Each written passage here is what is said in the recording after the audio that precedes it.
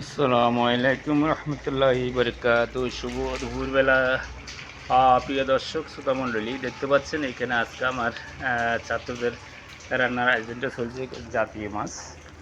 তো আজকে জাতীয় মাছ দিয়ে ছাত্রদের খানার আয়োজনটা করছিলাম, দুপুরবেলা রান্নার আয়োজন। তো প্রিয় দর্শক শ্রোতা দেখতে পাচ্ছেন আজকে আমার যে দুপুরের রান্নার আয়োজনটা। তো এখানে আমি প্রায় কাজটা আমার সম্পূর্ণের দিকে এসে গেছে। তো এখানে আজকে তাদের খানার আয়োজন করছিলাম জাতীয় মাছ। জাতীয় মাছ বুঝতে পারছেন তো আপনারা, জাতীয় মাছ হলো পাঙ্গাস। তো এটার নাম আমি উপাধি দিয়েছি জাতীয় মাছ। আর মুরগ, যেটা মোরগ আমরা পোলট্রি ফার্ম, তো পোলট্রি ফার্ম মোরগের নাম দিয়েছি আমি জাতীয় গোস্ত গরিবের। আর হচ্ছে আলু ডাউল, এগুলো হচ্ছে সাধারণত গরিবের খাদ্য, পয়সালার এগুলো খাই না।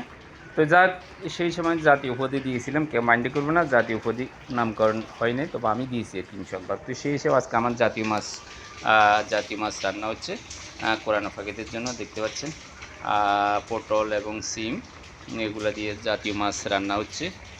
তো আমার ভিডিওটা আপনারা কে কোথায় দেখতেছেন, আমাকে একটু সহায়তা করবেন, ইনশাল্লাহ আমি আপনাদেরকে সহায়তা করব।